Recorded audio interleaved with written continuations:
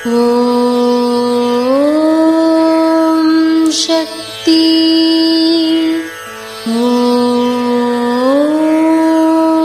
சக்தி. ஓம் சக்தி. நவராத்திரி விழாவன்று செய்யப்படும் அபிஷேக தீர்த்தத்தை எடுத்துச் சென்று உங்கள் வீடுகளில் தெளிக்க வேண்டும். நவராத்திரி அகண்ட விளக்கு எண்ணெயை எடுத்துச் சென்று அதில் முக்கூட்டு எண்ணெயை சேர்த்து உங்கள் வீட்டில் 9 இடங்களில் விளக்கேற்றி வைக்க வேண்டும்.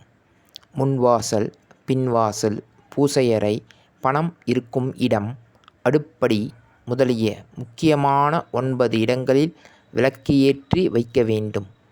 இது அன்னையின் அருள்வாக்கு. ஓம் சக்தி பராசக்தி.